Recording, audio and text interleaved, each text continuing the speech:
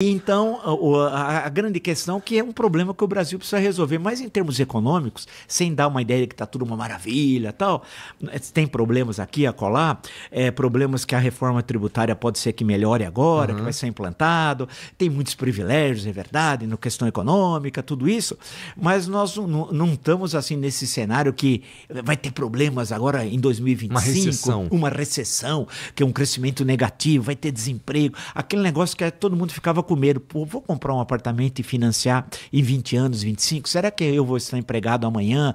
E nós não vivemos esse cenário de incertezas.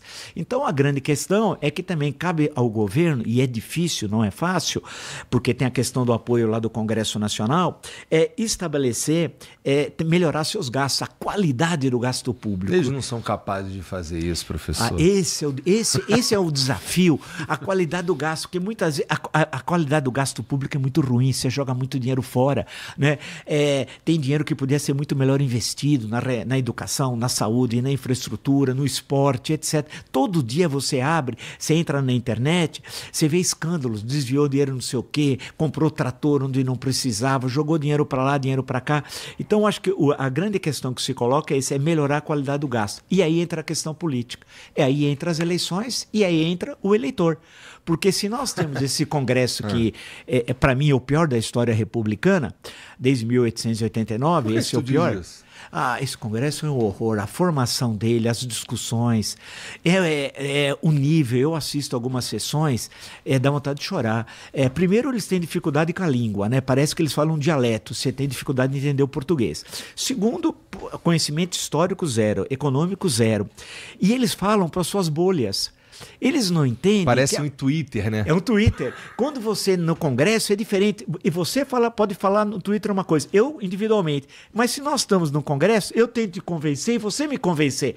Quer dizer, é diferente a ação. É o mesmo indivíduo. Mas se eu estou só com as minhas bolhas ali, eu não estou sendo eficiente. Não é eficiente. Né? E você não vai me convencer que o teu projeto econômico de aumento do salário mínimo, por exemplo, é melhor do que não aumentar o salário mínimo que eu supostamente posso estar defendendo. Esse é o grande desafio. É entender que democracia é a convivência de contrários. Se todo mundo pensar o que eu penso, aí o Nelson Rodrigues dizia, toda unanimidade é burra. Né? Isso não existe. Democracia é saber que você pensa de um jeito, eu penso do outro, e nós vamos ter um momento de concórdia. Esse é o grande desafio brasileiro. Nós estamos num momento de tal polarização. Mundial, vai. E mundial.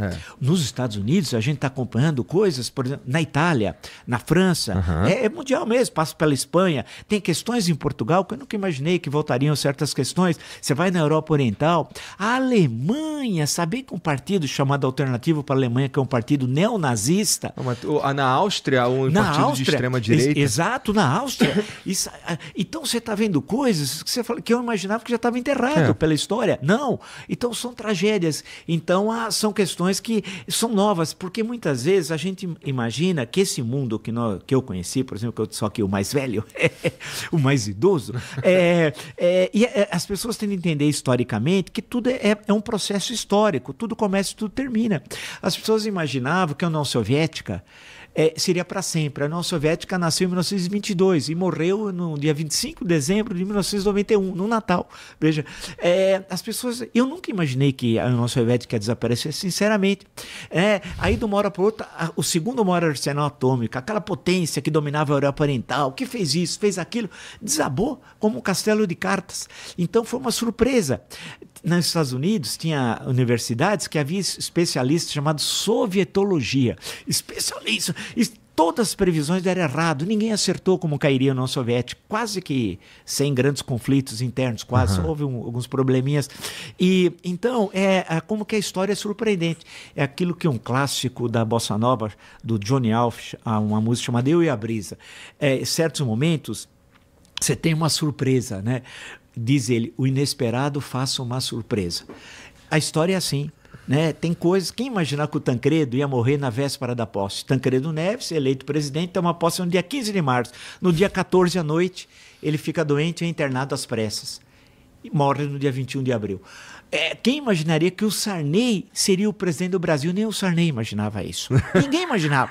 Foi o inesperado, né? A história é isso, você tem o inesperado.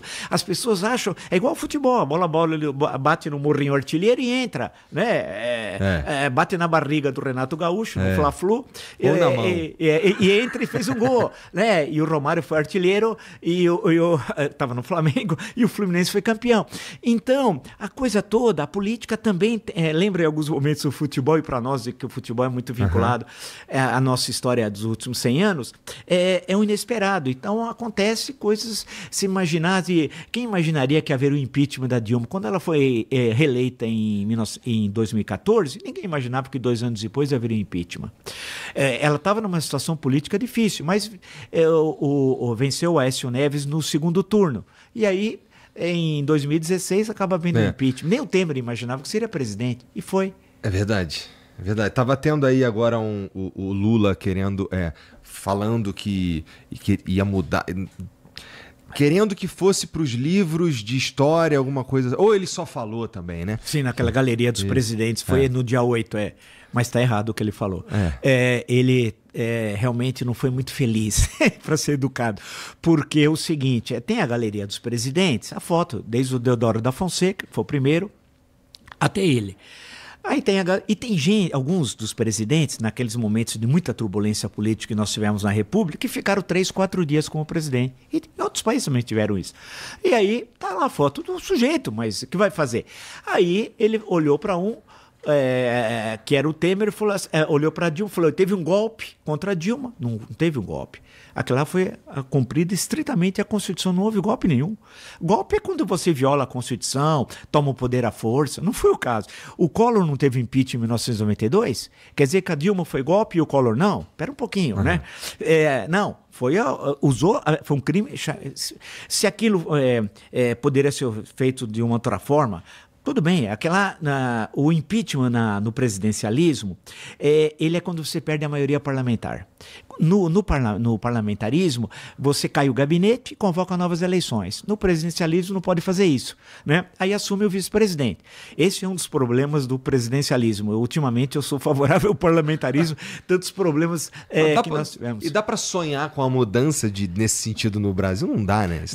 Não dá. É mais fácil o Santos ser campeão mundial. É difícil, viu? Não dá. Não também dá. Será que funcionaria num país como o Brasil? A gente tem tantas particularidades que é difícil. As mudanças elas precisam ser bem mais brandas do que uma mudança tão fundamental. E nós temos muitos Brasis, Igor. Esse país é muito grande, né? Eu estou dizendo uma obviedade, mas quando são 27 unidades federativas, 26 estados e o Distrito Federal. As realidades são muito diferentes. Mesmo nos estados, aqui em São Paulo, o estado de São Paulo, vai no Vale do Ribeira. Não tem nada a ver com o Vale do Paraíba, que está relativamente próximo. Não tem nada a ver onde eu nasci, em São José do Rio Preto, que é outro mundo. E aí você vai no Pontal do Paranapanema, é outra coisa. Isso no estado de São Paulo, só para dar alguns exemplos de diferenças assim, abissais.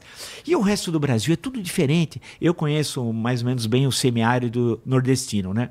Que é o semiárido mais populoso do mundo. Algumas áreas não é nem mais semiárido, a área está desertificando algumas regiões do Nordeste brasileiro, que é um negócio assim tenebroso. É outro mundo. As pessoas falam diferente. Até hoje, apesar da unificação, a televisão teve um papel de unificar língua, hábitos, etc. Ela exerceu esse papel mais recentemente a partir da criação da Embratel. Teve até um estudo acadêmico muito bonito chamado Paraíso Via Embratel, como que a TV Globo, quando ela foi criada no final dos anos 60, especialmente na segunda metade dos anos 60, através das novelas, do Jornal Nacional, foi unificando até o jeito de falar.